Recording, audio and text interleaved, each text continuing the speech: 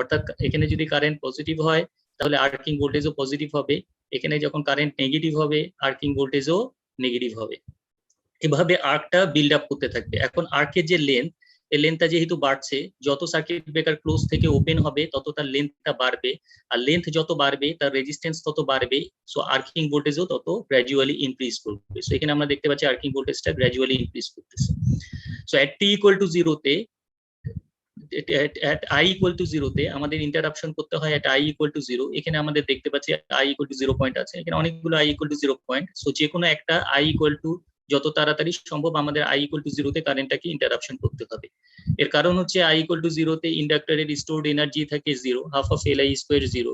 So যদি stored energy 0 হয়ে যায় তাহলে আর্কটা রিবিল্ড করতে পারে না, ঠিক আছে। I equal to 0 এর পরিবর্তে যদি আমি অন্য কোনো জায়গায় ইন্টারাপশন করি তাহলে আমাদের কি হবে, ইন্ডাক্টরের স্টোরড এনার্জিটা 0 হবে না, সেক্ষেত্রে আর্কটা আবার রিবিল্ড করার একটা পসিবিলিটিস থাকে। সো I equal to 0 তে যখন আমরা ইন্টারাপশন করতেছি তখন দেখা যাচ্ছে I equal to 0 তে আর্কিং ভোল্টেজ 0, যেহেতু এটা রেজিস্টিভ ইন নেচার, সো আর্কিং ভোল্টেজটা 0 আছে, সো এখানে কোনো সমস্যা নাই। কিন্তু আমাদের সার্কিট ব্রেকার যখন ফুললি ওপেন হয়ে যাবে, ফুললি ওপেন হয়ে যাওয়ার পরে কিন্তু আমাদের এই সার্কিট ব্রেকারের কন্টাক্ট স্পেসে সিস্টেম ভোল্টেজ ডেভেলপ করবে। যেহেতু এটা ইন্ডাকটিভ সার্কিট, সো ইন্ডাকটিভ সার্কিটে কারেন্ট আর ভোল্টেজের মধ্যে ফেজ ডিফারেন্স থাকে 90 ডিগ্রি। সো এখানে I equal to 0 তে আর্কিং ভোল্টেজ 0, সিস্টেম ভোল্টেজ যেহেতু 0 না, সো এখানে একটা স্পাইক হবে, ঠিক আছে, একটা ফ্ল্যাকচুয়েশন হবে, 0 থেকে হয়ে যাচ্ছে ম্যাক্সিমাম। যেহেতু 0 ভোল্টেজ ছিল আর্কিং ভোল্টেজ, হয়ে যাচ্ছে সার্কিট ব্রেকারের অ্যাক্রসে ম্যাক্সিমাম ভোল্টেজ, যেটা সিস্টেম ভোল্টেজ। তো আসার ফলে এখানে আমাদের একটা ফ্ল্যাকচুয়েশন হবে, এই ফ্ল্যাকচুয়েশনটাকে আমরা বলি রিস্ট্রাইকিং ভোল্টেজ। এই যে রিস্ট্রাইকিং ভোল্টেজের যে ম্যাগনিটিউড অর্থাৎ পিক ভ্যালু, এই পিক ভ্যালুটা এত বেশি হয়, যেটা হয় এটা আমরা পরের ক্লাসে দেখবো, যে এটা রিকভারি ভোল্টেজ বা সিস্টেম ভোল্টেজের প্রায় ডবল হয়। অর্থাৎ একটা লাইনে যদি আমি একটা 132 কেভি সার্কিট ব্রেকার প্লেস করি তাহলে দেখা যায় যে রিস্ট্রাইকিং ভোল্টেজের যে পিকটা আসে সেটা প্রায় 264 কেভি। সো 264 কেভি যদি এর অ্যাক্রসে বিল্ড আপ করে তাহলে আর্কটা আবার কি করতে পারে, রিজেনারেট করতে পারে। সো রিজেনারেট যদি করে তাহলে কিন্তু আবার এখান থেকে স্টার্ট হবে। সো এখানে আর্ক ফর্ম করবে, আর্কটাকে আবার ইন্টারাপশন করবে I equal to 0 তে, সো আবার রিস্ট্রাইকিং ভোল্টেজ ডেভেলপ করবে।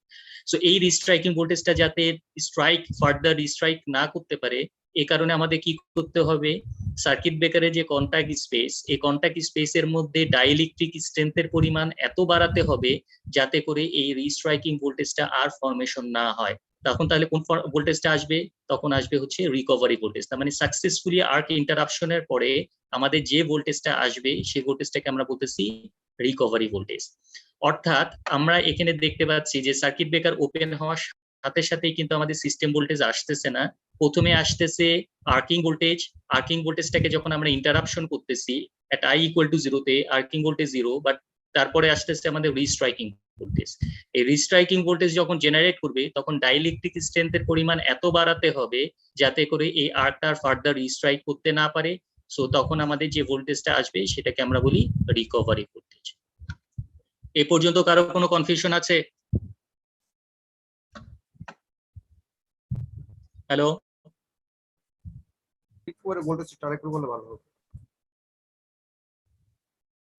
কোন জায়গাটা বুঝো নাই? পরে ভোল্টেজটা একটু বললে ভালো হতো, মানে আরেকটু। আচ্ছা, রিস্ট্রাইকিং ভোল্টেজটা কেন ফরমেশন হচ্ছে? রিস্ট্রাইকিং ভোল্টেজ ফরমেশন হওয়ার মেইন কারণ হচ্ছে আমাদের, আচ্ছা আমরা পরের স্লাইডে চলে যাই, পরের স্লাইডে গেলে আমরা হয়তো আরো ভালো বুঝতে পারবা। সেটা হচ্ছে আমাদের এখানে এই যে গ্রিন কালার দিয়ে যে ডটেড লাইন দিয়েছো সেটা হচ্ছে আমাদের ফল্ট কারেন্ট। অর্থাৎ যখন আমাদের সার্কিট ব্রেকার ওপেন হলো, ওপেন হওয়ার সাথে সাথে কিন্তু ফল্ট কারেন্ট ফ্লো করা বন্ধ হবে না, ঠিক আছে। তখন কি হবে, তখন আর্কিং হবে। সো আর্কিং এর কারণে এই আর্কিং এর কারণে এই আর্কের ভিতর দিয়ে কিন্তু আমাদের একটা কারেন্ট কিন্তু সার্কিট ব্রেকারের ভিতর দিয়ে তখনও ফ্লো করতে থাকবে, ঠিক আছে। এই আর্কিং কারেন্টের সাথে আমাদের যে ভোল্টেজটা আসবে যেটা আর্কিং ভোল্টেজ, এই দুইটা হচ্ছে কি আমাদের resistive in nature. So resistive in nature হওয়ার কারণে I equal to 0 তে আর্কিং ভোল্টেজও 0, এখানেও 0, এখানেও 0। কিন্তু যখন আমরা ইন্টারাপশন করব, আর্ক ইন্টারাপশন করে I equal to 0, I equal to 0 তে যখন আমরা আর্কটাকে ইন্টারাপশন করলাম এই পয়েন্টে, তখন দেখা যাচ্ছে আর্কিং ভোল্টেজটা 0, ঠিক আছে। কিন্তু যেহেতু সার্কিটটা ইন্ডাকটিভ ইন নেচার, কারেন্ট এবং ভোল্টেজের মধ্যে ফেজ ডিফারেন্স 90 ডিগ্রি হওয়ার কারণে আমাদের আর্কিং কারেন্ট 0 হলে সিস্টেম ভোল্টেজ হয়ে যাচ্ছে ম্যাক্সিমাম। সো ম্যাক্সিমাম হলে আমাদের ছিল ভোল্টেজ 0, সার্কিট ব্রেকারের কন্টাক্ট স্পেসে হয়ে যাচ্ছে ম্যাক্সিমাম, সো এখানে একটা ফ্ল্যাকচুয়েশন হবে। সো এই ফ্ল্যাকচুয়েটেড যে ভোল্টেজটা, এটাকে আমরা বলি রিস্ট্রাইকিং ভোল্টেজ। এটা কি বুঝতে পারছো? জি স্যার। সো এই রিস্ট্রাইকিং ভোল্টেজটা আমাদের হচ্ছে সার্কিট ব্রেকারে কি কারণে, সার্কিট ব্রেকারে আমাদের মেইন যে কারণটা এখানে এই রিস্ট্রাইকিং ভোল্টেজটা ডেভেলপ করার, সেটা হচ্ছে সার্কিটটা হচ্ছে ইন্ডাকটিভ ইন নেচার থেকে। যদি এই সার্কিটটা রেজিস্টিভ ইন নেচার হতো, তাহলে ভোল্টেজ এবং কারেন্টের মধ্যে ফেজ ডিফারেন্স কত হতো? 0 ডিগ্রি হতো। 0 ডিগ্রি যদি হতো, 0 ডিগ্রি যদি হয়, তাহলে এখানে আর্কিং ভোল্টেজ 0 হলে সিস্টেম ভোল্টেজ কত হতো?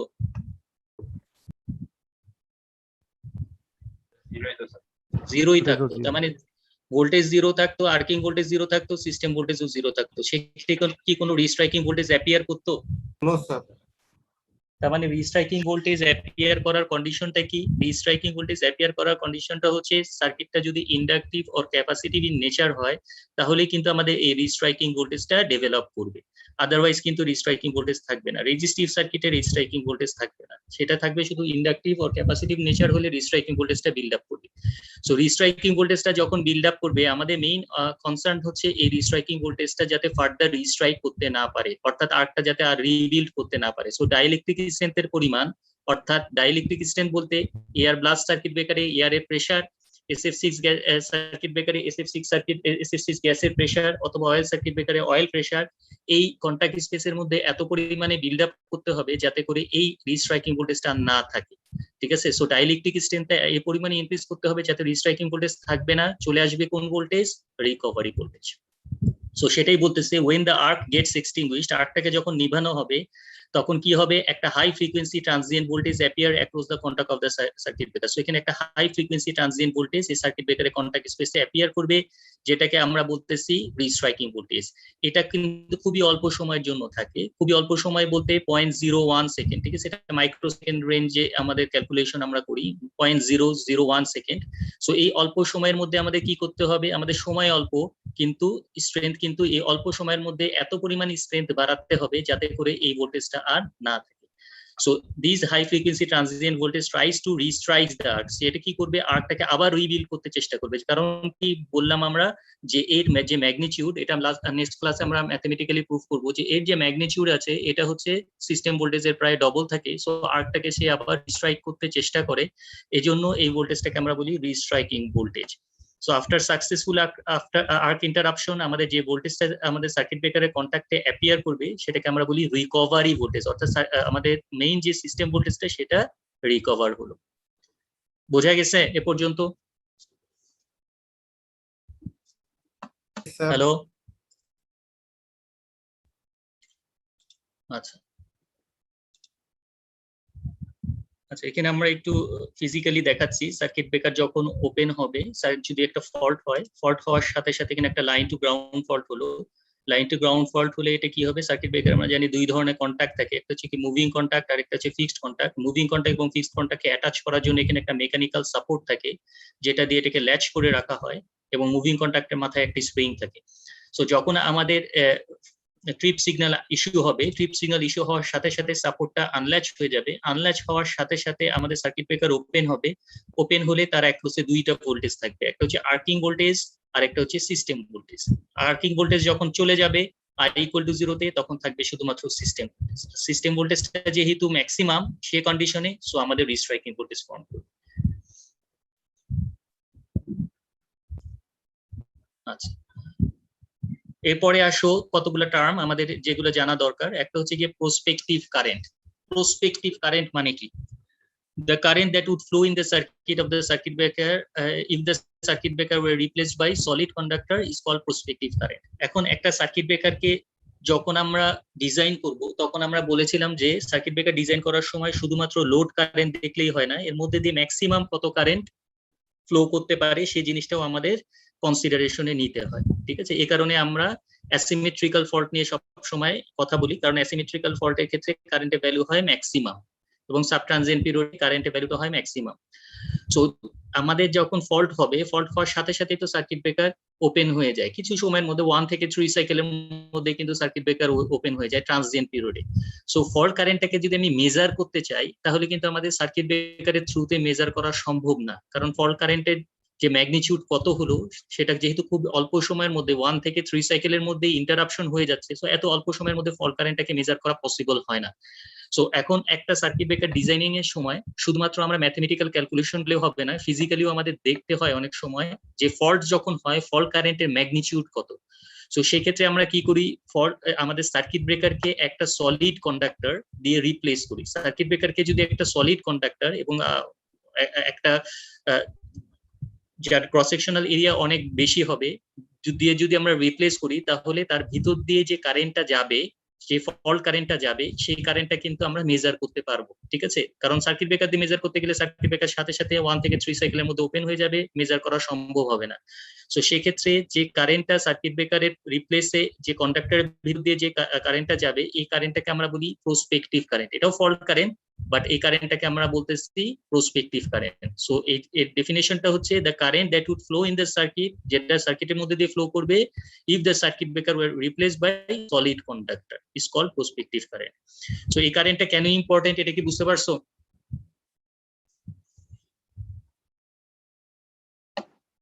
হ্যালো,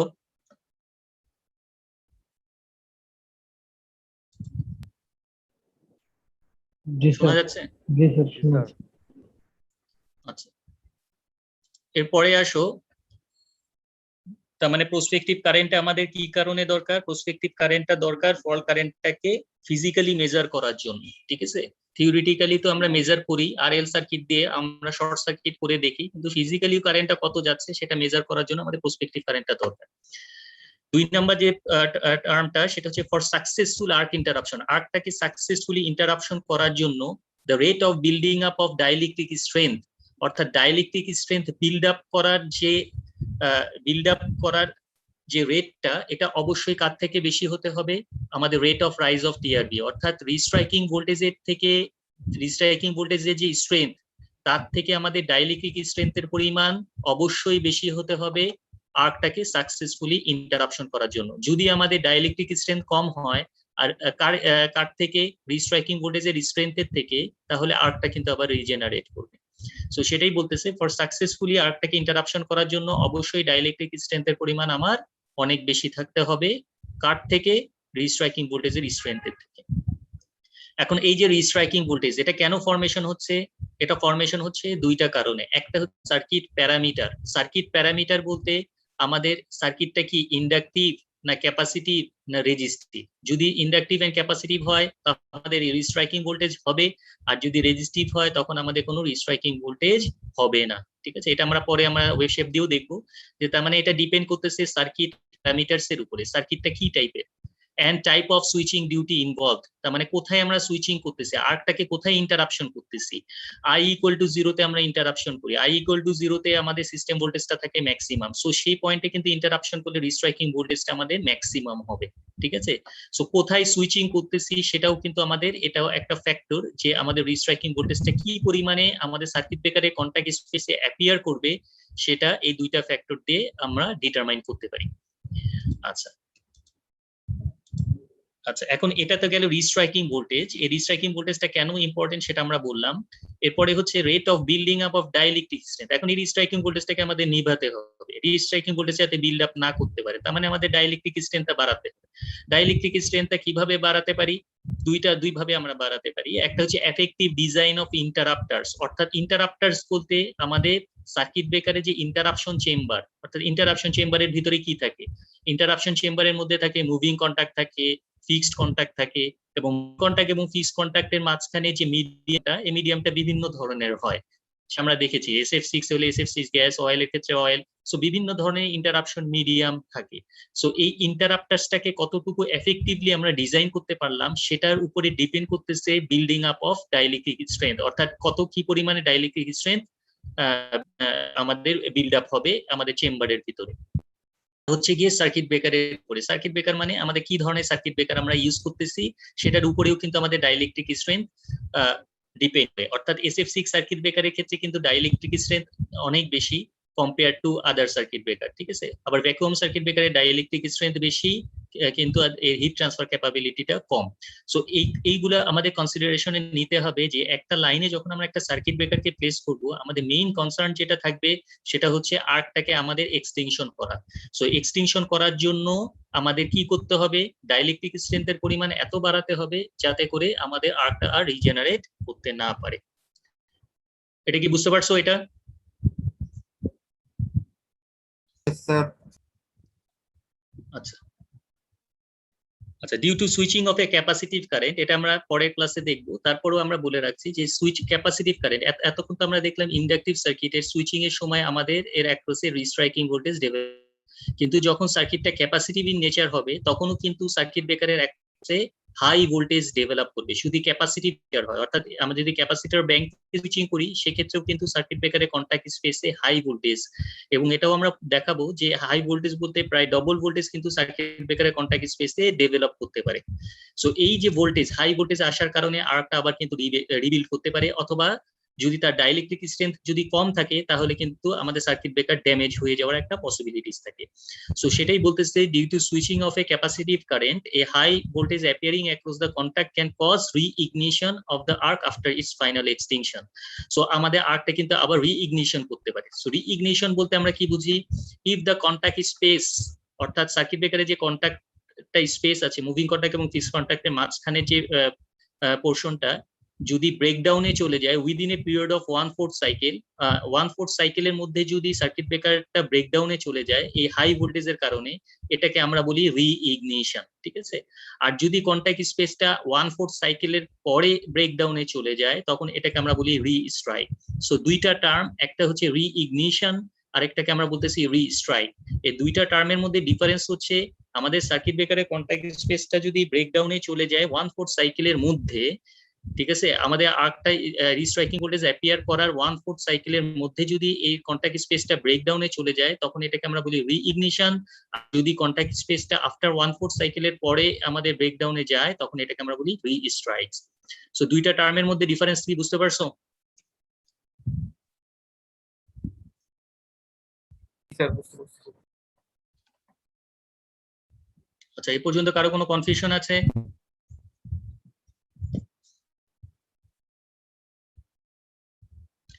যদি না থাকে আমরা পরের স্লাইডে চলে যাই।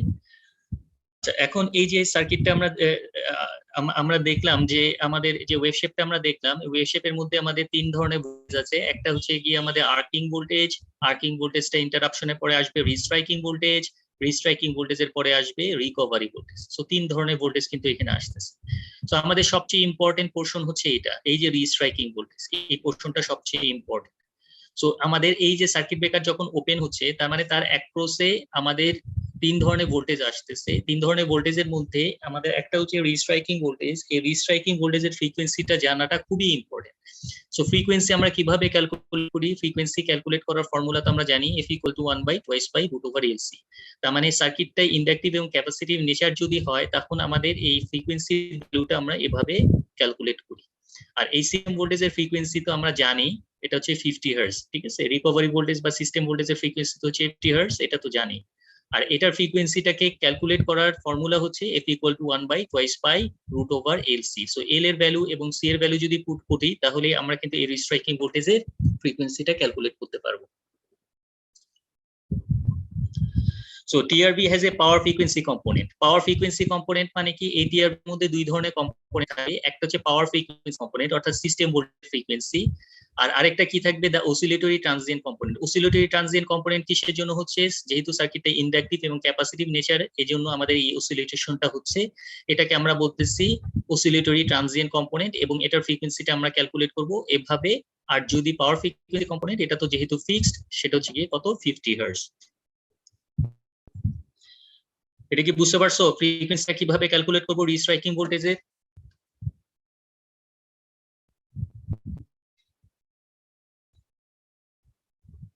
হ্যালো, জি স্যার। আচ্ছা, এখন এই ফ্রিকোয়েন্সি ক্যালকুলেট করার দরকার কিসের জন্য? খেয়াল করে দেখো আমাদের যদি ফ্রিকোয়েন্সি বাড়াই বা কমাই, এটা সিস্টেম ভোল্টেজের ফ্রিকোয়েন্সি বাড়ানো বা কমানোর কারণে হতে পারে, অথবা সার্কিট প্যারামিটার চেঞ্জ হয়ে যাওয়ার কারণে হতে পারে, ফ্রিকোয়েন্সি চেঞ্জ হয়ে যেতে পারে। কারণ এই যে ফ্রিকোয়েন্সি যদি চেঞ্জ হয় তাহলে আমাদের প্রবলেমটা কি হবে? খেয়াল করে দেখো, এটা হচ্ছে গিয়ে আমাদের একটা ওয়েভ শেপ যার ফ্রিকোয়েন্সি ধরো এফ, এবং তার টাইম পিরিয়ড হচ্ছে টি। ঠিক আছে, সো এটা হচ্ছে কি একটা সাইকেল, এই সাইকেলে এটা হচ্ছে কি আমাদের টি। সো ফ্রিকোয়েন্সি যদি বের করতে হয় তাহলে 1/t করলে আমাদের এই ফ্রিকোয়েন্সিটা বের হবে। এখন যদি ফ্রিকোয়েন্সি ইনক্রিজ হয়ে যায় তাহলে দেখো এখানে আমাদের ফ্রিকোয়েন্সি ডবল হয়ে গেছে।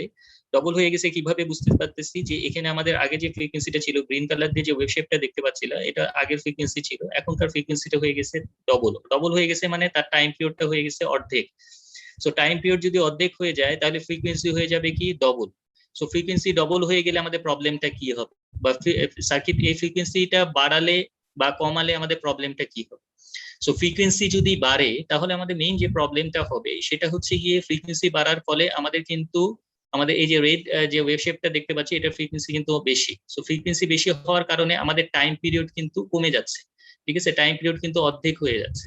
সো টাইম পিরিয়ড অর্ধেক হয়ে যাচ্ছে, এর মানেটা কি? টাইম পিরিয়ড অর্ধেক হয়ে যাওয়ার ফলে আমাদের যে প্রবলেমটা হবে সেটা হচ্ছে আগে যে পরিমাণ সময় আমার থাকতো ডাইইলেকট্রিক স্ট্রেংথটাকে ইনক্রিজ করার জন্য সার্কিট ব্রেকারের কন্টাক্ট স্পেসে আর্কটাকে ইন্টারাপশনের জন্য, এখন আমাদের কিন্তু টাইমটা কমে যাচ্ছে। ঠিক আছে, সো ফ্রিকোয়েন্সি বাড়ালে টাইম পিরিয়ড কমে যাবে। সো আগে যে সময়টা আমি পেতাম ডাইইলেকট্রিক স্ট্রেংথ বাড়ানোর জন্য, এখন কিন্তু অল্প সময়ের মধ্যে তার থেকে বেশি ডাইইলেকট্রিক স্ট্রেংথ আমার কিন্তু কন্টাক্ট স্পেসের মধ্যে দিয়ে পাস করাতে হবে।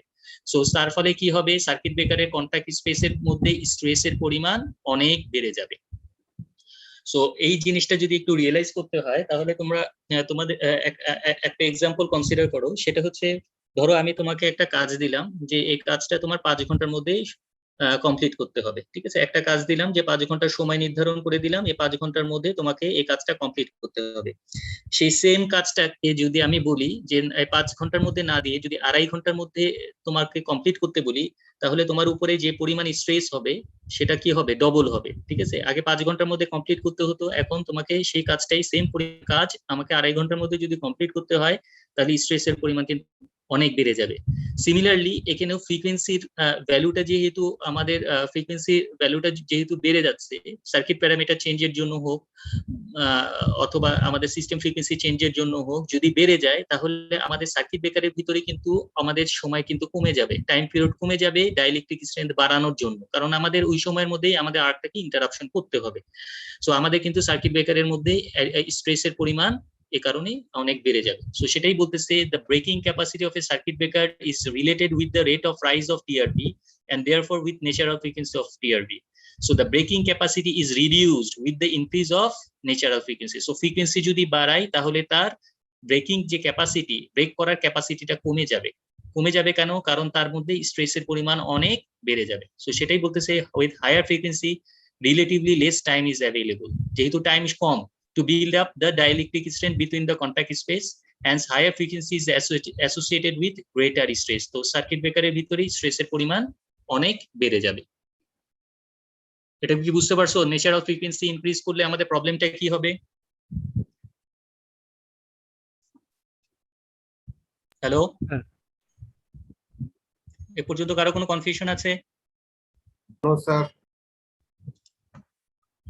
আচ্ছা, পাওয়ার ফ্যাক্টর অন টিআরবি, যেটা আমরা বলতেছিলাম যে সার্কিটটা কি নেচারের, অর্থাৎ সার্কিট প্যারামিটারটা কি, এটা কি ইন্ডাকটিভ না ক্যাপাসিটিভ না রেজিস্টিভ, সেটার উপরেও ডিপেন্ড করে কিন্তু আমাদের রিস্ট্রাইকিং ভোল্টেজ, যেটাকে আমরা বলতেছি পাওয়ার ফ্যাক্টর। পাওয়ার ফ্যাক্টর মানে কি? Angle between voltage and current, যেটাকে আমরা বলতেছি cos থিটা দিয়ে আমরা রিপ্রেজেন্ট করি। সো ইউনিটি পাওয়ার ফ্যাক্টর মানে কি? ভোল্টেজ এবং কারেন্টের মধ্যে ফেজ ডিফারেন্স হচ্ছে 0 ডিগ্রি, অর্থাৎ এটা রেজিস্টিভ ইন নেচার, যেটাকে আমরা বলতেছি ইউনিটি পাওয়ার ফ্যাক্টর। সো থিটার ভ্যালু যদি 0 হয় cos থিটার ভ্যালু 1 হবে, এজন্য এটাকে আমরা বলি ইউনিটি।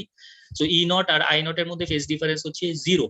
সো এটা হচ্ছে গিয়ে কিসের জন্য? রেজিস্টিভ সার্কিটের জন্য। এটা হচ্ছে রেজিস্টিভ যখন সার্কিট। সো এই ওয়েভ শেপটা একটু কনসিডার করো, যে এখানে আমরা দেখতে পাচ্ছি কি এখানে তিনটা ভোল্টেজ ওয়েভ, তিনটা ওয়েভ ফর্ম আছে। তিনটা ওয়েভ ফর্মের মধ্যে কোনটা কি?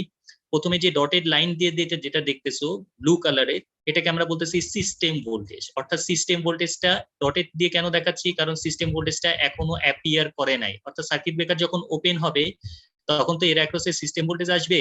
সো সিস্টেম ভোল্টেজটা এখনো অ্যাপিয়ার করে নাই, এই জন্য এটা হচ্ছে ডটেড লাইন দিয়ে দেখানো হচ্ছে। ঠিক আছে, এটা হচ্ছে ডটেড লাইন, যেটা হচ্ছে সিস্টেম ভোল্টেজ। আচ্ছা, এখন তার মানে সার্কিট ব্রেকার ওপেন হওয়ার সাথে সাথে কি হবে? সার্কিট ব্রেকার ওপেন হলেই আমাদের সাথে সাথে কোন ভোল্টেজটা আসবে? আর্কিং ভোল্টেজ। তার মানে এই যে রেড কালার দিয়ে যেটা দেখতেছো ওয়েভ শেপটা, সেটা হচ্ছে কি আমাদের আর্কিং ভোল্টেজ। এবং আর্কিং ভোল্টেজের সাথে কি থাকবে? একটা আর্কিং কারেন্ট, যেটা গ্রিন কালারের ওয়েভ শেপটা যেটা দেখতেছো সেটা হচ্ছে কি আর্কিং কারেন্ট। এই দুইটা রেজিস্টিভ ইন নেচার হওয়ার কারণে দুইটাই ইন ফেজে। আচ্ছা, যেহেতু এটা রেজিস্টিভ সার্কিট, সো সেক্ষেত্রে সিস্টেম ভোল্টেজ এবং আমাদের যে কারেন্ট, এটার মধ্যে ফেজ ডিফারেন্স হবে কত? 0 ডিগ্রি। তার মানে আমার এখানে আর্কিং ভোল্টেজ 0, সিস্টেম ভোল্টেজও কিন্তু 0। তার মানে এখানে কোনো ফ্লাকচুয়েশন হবে না।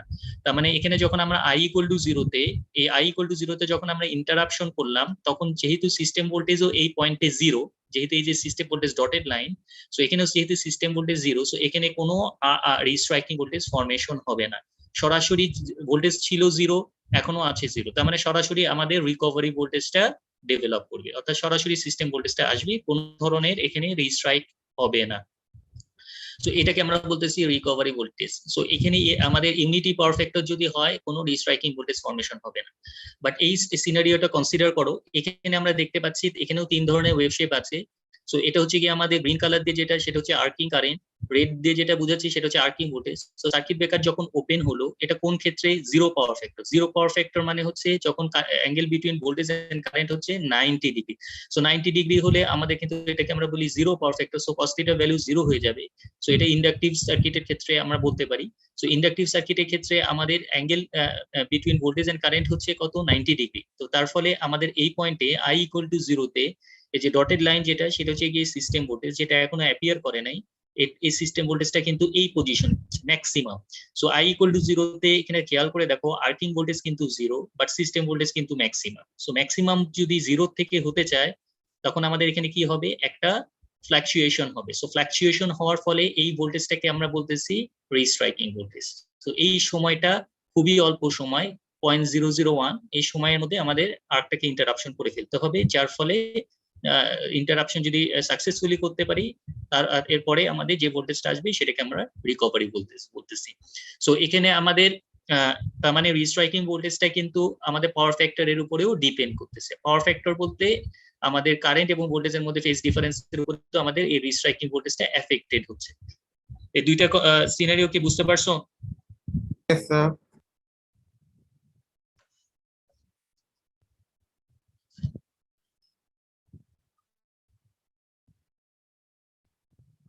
আচ্ছা, যে জিনিসগুলো বললাম এগুলো এখানে লেখা আছে, ডেসক্রিপশনটা সেটা একটু দেখে নিবা তোমরা।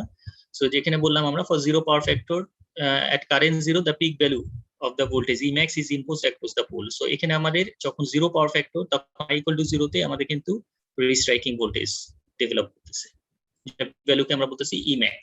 এটা আমরা একটু পরে আরো ভালো করে দেখবো। আচ্ছা, সো আমাদের rate of rise of TRV, rate of rise of restriking voltage, এটাকে আমরা বলি ট্রিপল আরভি। এই যে রেট অফ রাইজ রিস্ট্রাইকিং ভোল্টেজের কে আমরা অ্যাব্রিভিয়েশন যেটা, সেটাকে আমরা বলি triple R V, rate of rise of restriking voltage. এই জিনিসটা আমাদের খুবই ইম্পর্টেন্ট একটা সার্কিট ব্রেকারের জন্য, যে কি পরিমাণে রাইজ হচ্ছে, রিস্ট্রাইকিং ভোল্টেজটা কি পরিমাণে রাইজ আপ হচ্ছে। ঠিক আছে, সো এই rate of rise of restriking ভোল্টেজটা জানাটা খুবই ইম্পর্টেন্ট, এবং এটা আমরা জানলাম যে এটা ডিপেন্ড করতেছে সিস্টেম প্যারামিটারের উপরে, অর্থাৎ এটা ইন্ডাকটিভ এবং ক্যাপাসিটি যদি হয়, তাহলে এটার উপরে এর রিস্ট্রাইকিং ভোল্টেজের ম্যাগনিটিউডটা ভ্যারি করবে। সো এটাকে আমরা নরমালি এক্সপ্রেস করি ভোল্ট পার মাইক্রোসেকেন্ড দিয়ে, যেটা আমরা বললাম যে মাইক্রোসেকেন্ড, খুবই অল্প সময়ের জন্য কিন্তু এই রিস্ট্রাইকিং ভোল্টেজটা সিস্টেমের মধ্যে থাকবে। আচ্ছা, সো তিনটা ক্যারেক্টারিস্টিক্স খুবই ইম্পর্টেন্ট, সেটা কি? The following characteristics of TRV are significant. সেটা প্রথম যে ক্যারেক্টারিস্টিক্সটা, সেটা peak value of the TRV, অর্থাৎ এই যে রিস্ট্রাইকিং ভোল্টেজ, এটার পিক কত, এটা কত, এর ম্যাগনিটিউডটা কত। সো আমরা এটা পরে বললাম যে নেক্সট ক্লাসে আমরা দেখবো যে এই পিক ভ্যালুটা হচ্ছে আমাদের রিকভারি ভোল্টেজের ডবল। এটা ম্যাথমেটিক্যালি আমরা প্রুফ করব। আরেকটা জিনিস ইম্পর্টেন্ট, সেটা হচ্ছে কি time to reach this peak value, কত সময় লাগে এই পিকে পৌঁছাতে। এই জিনিসটাও ইম্পর্টেন্ট, কারণ অতটুকু সময়ের মধ্যে আমাদের ডাইইলেকট্রিক স্ট্রেংথ বাড়াতে হবে। So time to reach this peak value. So hence the rate of rise, যেটাকে আমরা বলতেছি DE/dt, তার মানে rate of change of restriking voltage, যেটাকে আমরা DE/dt বলতেছি, rate of change of restriking voltage। এখানে স্মল e দ্বারা রিপ্রেজেন্ট করতেছে restriking voltage। তার মানে rate of change যদি বের করতে হয়, তাহলে ডিফারেন্সিয়েট করতে পারি উইথ রেসপেক্ট টু টাইম, তাহলে কিন্তু আমরা rate of change of restriking voltage টা পেয়ে যাব। এরপরে যেটা জানা দরকার সেটা হচ্ছে frequency of TRB. Frequency of TRB মানে হচ্ছে আমাদের এই যে রিস্ট্রাইকিং ভোল্টেজের যে ফ্রিকোয়েন্সি, এই ফ্রিকোয়েন্সিটাও কিন্তু আমাদের জানতে হবে, ঠিক আছে। সো ফ্রিকোয়েন্সিটা কেন জানা দরকার, কারণ ফ্রিকোয়েন্সির দ্বারা এটা এফেক্টেড হয়। সো এই জন্য এই কারণে আমাদের এই ফ্রিকোয়েন্সিটা জানাটা দরকার। 3 নাম্বার যে জিনিসটা আমাদের জানা দরকার সেটা হচ্ছে ইনিশিয়াল রেট অফ রাইজ, অর্থাৎ ইনিশিয়ালি এটার চেঞ্জটা কিরকম হয় সেই জিনিসটা আমাদের দরকার জানা। কারণ আমরা দেখলাম একটু আগে আমাদের যখন এট i = 0 তে ইন্টারাপশন করতেছি তখন কিন্তু ইনিশিয়াল চেঞ্জটাই কিন্তু সবচেয়ে বেশি, তারপরে এখানে ফ্লাকচুয়েশন হয়ে তারপরে কিন্তু আমাদের রিকভারি ভোল্টেজ ডেভেলপ করতেছে। সো ইনিশিয়াল রেট অফ রাইজটাই সবচেয়ে বেশি, সো ইনিশিয়াল চেঞ্জটাই কিন্তু এখানে সবচেয়ে বেশি হচ্ছে, যার ফলে আমাদের কতটুকু ইনিশিয়াল চেঞ্জ হচ্ছে সেই জিনিসটা জানাটা দরকার। সো ইনিশিয়াল রেট অফ রাইজটা আমাদের এখানে জানা দরকার। বুঝতে পারছেন এই 3টা পয়েন্ট?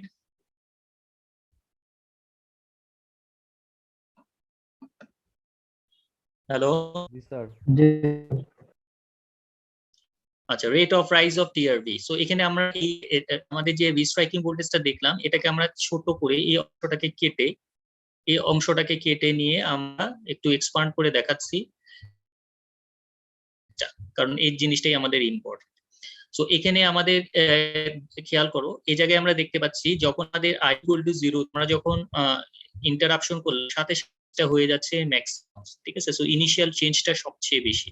সো এটা হচ্ছে গিয়ে value of the restriking voltage, যেটাকে ই ম্যাক্স দ্বারা স্মল ই গেট করতে। আর টিএমটা কি, পিক ভ্যালু। এই পিক ভ্যালুতে পৌঁছার কতটুকু সময় লাগতেছে এটা হচ্ছে কি আমাদের টিএম, ঠিক আছে। এই দুইটা জিনিস জানা দরকার। তার মানে আমাদের ইএম টা জানা দরকার, peak value of the restriking voltage, আর টিএম মানে হচ্ছে time to reach this peak value. এই জিনিসটা জানা দরকার, কারণ আমাদের যে ডাইলেকট্রিক স্ট্রেংথটা বাড়াতে হবে, সো এই সময়ের মধ্যে বাড়াতে হবে যাতে করে আমাদের এই ভোল্টেজটা না থাকে। সো এই জন্য আমাদের এটিএম টাও জানা দরকার, ইএম টাও জানা দরকার সার্কিট ব্রেকার ডিজাইনের সময়।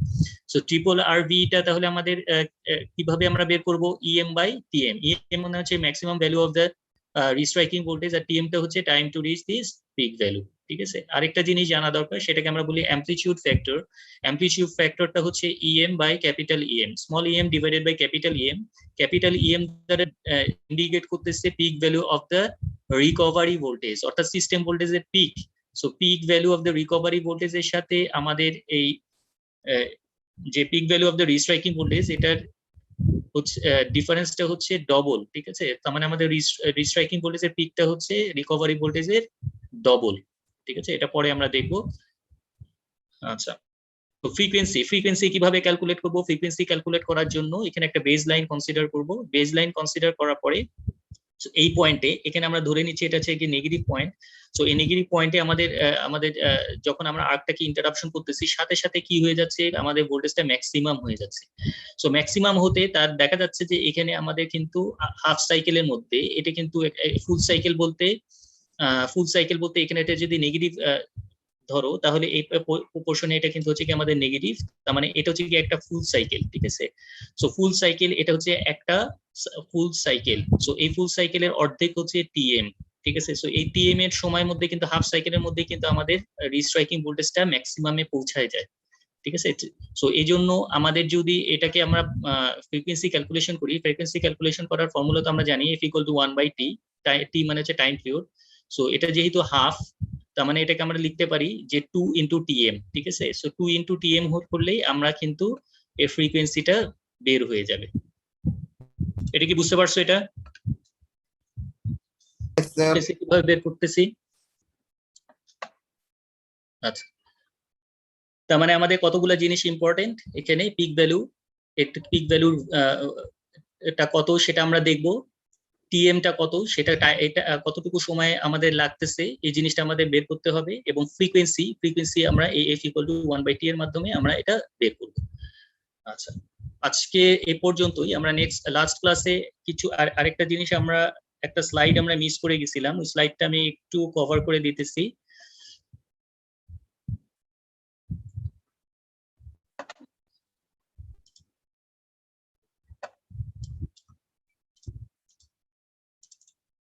আচ্ছা, খেয়াল করে দেখো,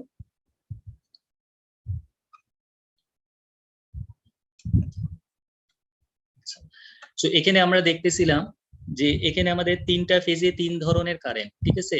যখন আমাদের একটা 3 ফেজ জেনারেটর, এটা একটা 3 ফেজ জেনারেটর, এই 3 ফেজ জেনারেটরটা যদি শর্ট সার্কিটেড হয়ে যায়, সো আচ্ছা আমাদের স্ক্রিন কি দেখা যাচ্ছে? জি স্যার। আচ্ছা, সো 3 ফেজ জেনারেটর যদি শর্ট সার্কিট হয়ে যায়, এটা শর্ট সার্কিট হয়ে গেছে, তিনটা টার্মিনাল শর্ট হয়ে গেছে। সো শর্ট হয়ে গেলে তিনটা ফেজে তিন ধরনের কারেন্ট। সো তিনটা ফেজে যদি তিন ধরনের কারেন্ট হয়, কোন ফেজে কোন ধরনের কারেন্ট হবে সেটা ডিপেন্ড করতেছে আমাদের কোন জায়গায় ভোল্টেজ কি রকম আছে। সো এই টি ইকুয়াল টু 0 তে আমরা দেখতে পাচ্ছি যে এখানে রেড ফেজে ভোল্টেজ 0, ইয়েলো ফেজে ভোল্টেজ নেগেটিভ, আর ব্লু ফেজে ভোল্টেজ হচ্ছে গিয়ে পজিটিভ। সো তিনটা ফেজে তিন ধরনের কারেন্ট হবে।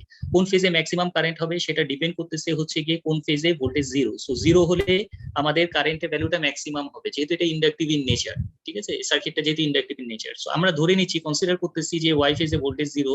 সো সেক্ষেত্রে আমরা সুইচিং করতেছি এই পয়েন্টে।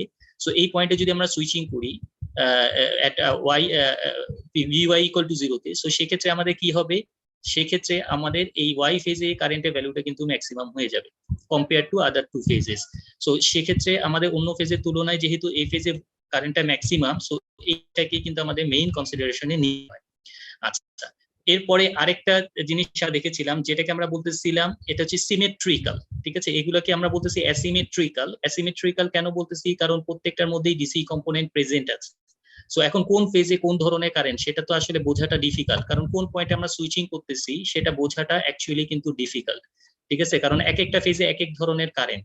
সো আমাদের যখন সার্কিট ব্রেকার আমরা যখন ডিজাইন করবো, তখন কিন্তু আমাদের প্রত্যেকটা ফেজেই আমাদের ধরে নিতে হবে যে ম্যাক্সিমাম কারেন্ট যাচ্ছে, কারণ সেই অনুপাতেই কিন্তু আমাদের প্রত্যেকটা সার্কিট ব্রেকারের ইন্টারাপশন পয়েন্টগুলো ডিজাইন করতে হবে। এই জন্য আমরা যেটা করি, সিমেট্রিক্যাল কম্পোনেন্ট নেই, অ্যাসিমেট্রিক্যাল কম্পোনেন্ট না নিয়ে এটার সিমেট্রিক্যাল কম্পোনেন্ট নেই। সিমেট্রিক্যাল কম্পোনেন্ট যদি নেই, যদি সিমেট্রিক্যাল কম্পোনেন্ট মানে কি, যেটার মধ্যে কোনো ডিসি কম্পোনেন্ট থাকবে না। সো ডিসি কম্পোনেন্ট যদি না থাকে, তাহলে এই আমাদের যে এই তিনটা কারেন্টের যে ওয়েভ শেপটা হবে সেটা হচ্ছে কি এরকম সিমেট্রিক্যাল। এটা হচ্ছে কি আমাদের সিমেট্রিক্যাল কম্পোনেন্ট। সো সিমেট্রিক্যাল কম্পোনেন্টের মধ্যে আমরা তিনটা পিরিয়ড পাই, একটা subtransient, transient and steady state period. So এখানে আমাদের কোনো ডিসি কম্পোনেন্ট নাই।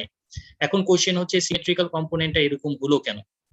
সো সিমেট্রিক্যাল কম্পোনেন্টটা এরকম হওয়ার কারণ হচ্ছে, যখন আমরা এই তিনটা ফেজ যখন শর্ট সার্কিট করে দিব, এই পরের সার্কিটটা আমরা কনসিডার করি, যে এখানে খেয়াল করে দেখো, তখন এটা কিন্তু প্রত্যেকটা ফেজের, এটা তিনটা ফেজের না, একটা ফেজের কারেন্টে কিন্তু প্রত্যেকটা ফেজে কিন্তু আমাদের কারেন্টের সিমেট্রিক্যাল যে কারেন্টটা সেটার ওয়েভ শেপটা হচ্ছে এটা। ঠিক আছে, সিমেট্রিক্যাল কম্পোনেন্টটা দেখাচ্ছি আমি। সো এখানে একটা ফেজ আমরা কনসিডার করতেছি, যে যখন আমাদের এখানে তিনটা পিরিয়ড আমরা দেখলাম, সাবট্রানজিয়েন্ট পিরিয়ড, ট্রানজিয়েন্ট পিরিয়ড, আর একটা হচ্ছে স্টেডি স্টেট পিরিয়ড। তিনটা পিরিয়ড আছে এখানে, তিনটা পিরিয়ড। সো তিনটা পিরিয়ডে কিন্তু আমাদের যে রিঅ্যাকটেন্স, এই তিনটা রিঅ্যাকটেন্সের ভ্যালু কিন্তু একরকম না। সাবট্রানজিয়েন্ট যে রিঅ্যাকটেন্স সেটা কিন্তু সবচেয়ে বেশি কম থাকে, subtransient reactance XD double dash যেটা, অর্থাৎ এই পিরিয়ডের রিঅ্যাকটেন্সটা থাকে সবচেয়ে কম compare to transient reactance and steady state reactance. এখানে XD ডবল ড্যাশ দিয়ে আমরা সাবট্রানজিয়েন্ট রিঅ্যাকটেন্স বুঝাচ্ছি, আর XD ড্যাশ দিয়ে আমরা ট্রানজিয়েন্ট রিঅ্যাকটেন্স বুঝাচ্ছি, আর SD স্টেট পিরিয়ডের রিঅ্যাকটেন্স হচ্ছে XD। সো এগুলা কিভাবে বের করব? এগুলা বের করার জন্য আমাদের এই তিনটা সার্কিট আমরা কনসিডার করতে পারি। সো এখানে তিনটা সার্কিটের ক্ষেত্রে আমরা দেখতে পারি যে আমাদের যখন সার্কিটটা ইনিশিয়ালি at t=0 তে, অর্থাৎ t=0 তে যখন শর্ট সার্কিট হয়, শর্ট সার্কিট হওয়ার সাথে সাথে কিন্তু কারেন্টের ম্যাগনিটিউডটা কিন্তু ম্যাক্সিমাম হয়ে যায়। ঠিক আছে, ম্যাক্সিমাম হওয়ার কারণটা কি? ম্যাক্সিমাম হওয়ার কারণ হচ্ছে এর ভিতরে আমাদের যে জেনারেটরটা থাকে এর ভিতরে কিন্তু কতগুলো রিঅ্যাকটেন্সের দ্বারা এটা এফেক্টেড হয়। সো এই রিঅ্যাকটেন্স গুলো কি কি? প্রথমে হচ্ছে কি এক্সএলটাকে আমরা বলি লিকেজ রিঅ্যাকটেন্স। ঠিক আছে, এটা সব সময় থাকবে। সো এই জন্য এটা সিরিজে কানেক্টেড। সো এটাকে আমরা বলতে লিকেজ রিঅ্যাকটেন্স, এটা সিরিজে কানেক্টেড। আচ্ছা, আর তিনটা রিঅ্যাকটেন্স আছে যেটা প্যারালালি কানেক্টেড। প্যারালালি কানেক্টেড কারণ হচ্ছে এখানে এই এক একটা রিঅ্যাকটেন্সের এফেক্ট আস্তে আস্তে আস্তে করে বাদ হয়ে যাবে। ঠিক আছে, এর এফেক্টটা আস্তে আস্তে করে নিউট্রালাইজড হয়ে যাবে। সো এই তিনটা রিঅ্যাকটেন্স কি কি? একটাকে আমরা বলি ড্যাম্পার ওয়াইন্ডিং রিঅ্যাকটেন্স, একটা রিঅ্যাকটেন্সকে আমরা বলতেছি ড্যাম্পার ওয়াইন্ডিং রিঅ্যাকটেন্স, একটাকে আমরা বলতেছি ফিল্ড রিঅ্যাকটেন্স, আর একটাকে বলতেছি আমরা আর্মেচার রিঅ্যাকশনের জন্য যে রিঅ্যাকটেন্স এটা। সো এই তিনটা হচ্ছে প্যারালালি কানেক্টেড। সো প্যারালালি যদি কানেক্টেড হয়, ইকুইভ্যালেন্ট রেজিস্ট্যান্স কিন্তু ইকুইভ্যালেন্ট রিঅ্যাকটেন্স কিন্তু কমে যাবে। ইকুইভ্যালেন্ট রিঅ্যাকটেন্স যদি কমে যায়, সেটার সাথে এক্সএল যোগ হয়ে যেটা হবে সেটা হবে XD double dash. XD double ড্যাশের ভ্যালুটা কিন্তু অনেক কমে যাবে। তিনটা প্যারালালি আসতেছে, সো প্যারালালি ইকুইভ্যালেন্ট রিঅ্যাকটেন্স কমে যাওয়ার ফলে এবং এটার সাথে এক্সএল অ্যাড হওয়ার ফলে আমাদের কারেন্টের ম্যাগনিটিউডটা কিন্তু অনেক বেড়ে যাবে। যেহেতু আমাদের এই ইকুইভ্যালেন্স এক্ষেত্রে কম। বাট যখন আমাদের সাবট্রানজিয়েন্ট পিরিয়ড পার হয়ে ট্রানজিয়েন্ট পিরিয়ডে চলে আসবে, তখন আমাদের কিন্তু এই ড্যাম্পার ওয়াইন্ডিং এর যে এফেক্টটা, এটা কিন্তু জিরো হয়ে যায়। ঠিক আছে, ড্যাম্পার ওয়াইন্ডিং এর যে রিঅ্যাকটেন্সের যে এফেক্টটা, এটা জিরো হয়ে যায়। জিরো হয়ে যাওয়ার ফলে আমাদের শুধু থাকে হচ্ছে ফিল্ড রিঅ্যাকটেন্স এন্ড আর্মেচার রিঅ্যাকশনের জন্য যে রিঅ্যাকটেন্সটা থাকে সেটা। সো এই দুইটা থাকে। সো এই দুইটা যদি থাকে, যেহেতু এখানে তিনটা ছিল, প্যারালালি করলে এটার ইকুইভ্যালেন্ট রিঅ্যাকটেন্সটা কম ছিল compare to transient period. But এখানে আমাদের যেহেতু ড্যাম্পার ওয়াইন্ডিং এর এফেক্টটা চলে যাচ্ছে, সো আমাদের এখানে দুইটা রিঅ্যাকটেন্স থাকতেছে। সো দুইটা রিঅ্যাকটেন্স থাকার ফলে আমাদের যেটা হচ্ছে, ইকুইভ্যালেন্ট রেজিস্ট্যান্সটা কিন্তু বেড়ে যাচ্ছে, কার তুলনায় বেড়ে যাচ্ছে, সাবট্রানজিয়েন্ট পিরিয়ডের তুলনায় বেড়ে যাচ্ছে। বেড়ে যাওয়ার ফলে কারেন্টের ম্যাগনিটিউড কিন্তু এখানে একটু কমে যাচ্ছে। সো এখানে আমরা দেখতে পাচ্ছি যে কারেন্টের ম্যাগনিটিউডটা কিন্তু সাবট্রানজিয়েন্ট পিরিয়ডের তুলনায় ট্রানজিয়েন্ট পিরিয়ডে কম। ঠিক আছে, সো ট্রানজিয়েন্ট পিরিয়ড যদি চলে যায়, ট্রানজিয়েন্ট পিরিয়ড চলে যাবে কখন, যখন এই আমাদের এই ফিল্ড রিঅ্যাকটেন্স এর এফেক্টটাও চলে যাবে। ফিল্ড রিঅ্যাকটেন্স এর এফেক্ট যখন চলে যাবে, তখন থাকবে শুধুমাত্র আর্মেচার রিঅ্যাকশনের এফেক্টটা। ঠিক আছে, এটা স্টেডি স্টেট পিরিয়ডে থাকবে। সো আমাদের এখানে কিন্তু শুধুমাত্র তা আসতেছে এক্সএল প্লাস এক্সএ। সো যেহেতু এখানে প্যারালালি আর কোনো কিছু অ্যাড হচ্ছে না, সো আমাদের ইকুইভ্যালেন্ট রিঅ্যাকটেন্সটা কিন্তু বেড়ে যাচ্ছে কার তুলনায়, সাবট্রানজিয়েন্ট পিরিয়ড এবং ট্রানজিয়েন্ট পিরিয়ডের তুলনায়। সো স্টেডি স্টেট পিরিয়ডে কিন্তু এটা সাস্টেইন করবে, অর্থাৎ এটা কিন্তু সবসময়ই থাকবে। এজন্য এটা কনস্ট্যান্ট, এবং এটা যে কারেন্টের ম্যাগনিটিউডটা হবে সেটা হচ্ছে ফিক্সড ভ্যালু। সো এখানে আমাদের এই তিনটা পিরিয়ডের মধ্যে, এই তিনটা পিরিয়ডে আমরা যদি এই তিনটা পিরিয়ডের রিঅ্যাকটেন্স চিন্তা করি, তাহলে আমাদের সাবট্রানজিয়েন্ট রিঅ্যাকটেন্সটা হচ্ছে সবচেয়ে কম compare to other two period. এটা কি বুঝতে পারছো? হ্যালো,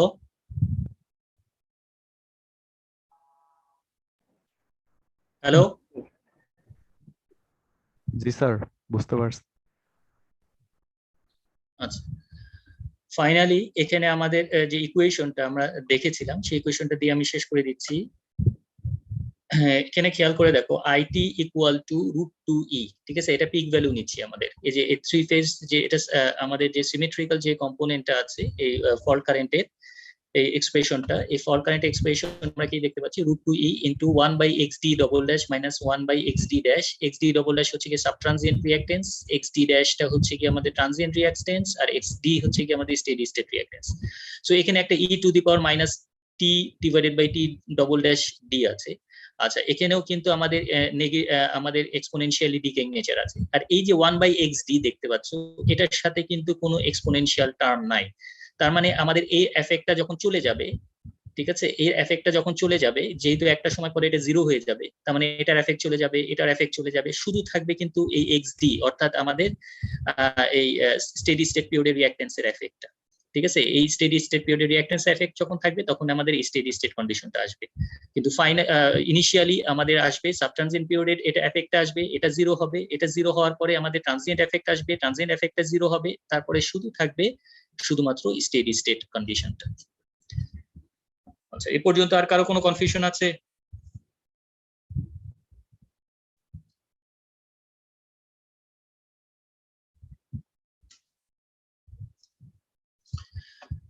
যদি কনফিউশন না থাকে, আজকে আমাদের এই পর্যন্তই, আমরা ক্লাস শেষ করতে পারি।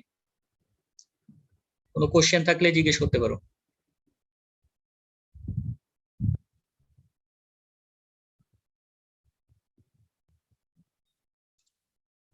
হ্যালো,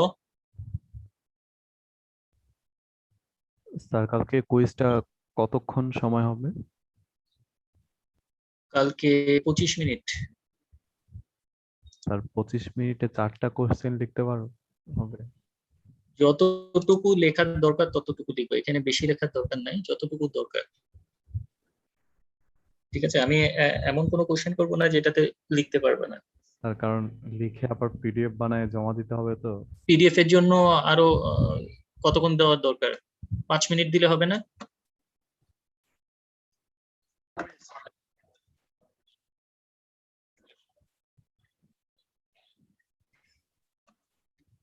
আচ্ছা, আমি তাহলে, যদি ওইখানে মিনিট লেখা আছে তোমাদের, ওইখানে আমরা দিব হচ্ছে 10 মিনিট। ঠিক আছে, পিডিএফ এর জন্য আমরা 10 মিনিট সময় দিব, আর ক্যামেরা কিন্তু অন থাকতে হবে। নতুন একটা রুলস করছে ইউনিভার্সিটি থেকে, সো ক্যামেরা কিন্তু অন থাকতে হবে তোমাদের। ক্যামেরা অন রেখে তোমাদের পিসিতে তো স্যার ক্যামেরা নাই স্যার আমার কিসে ক্যামেরা নাই? স্যার পিসিতে স্যার পিসিতে ক্যামেরা নাই। আচ্ছা যাই হোক, যাদের নাই তাদের তো আর কিছু করার নাই এখন। যেটা রুলস সেটা আমি জানালাম আর কি।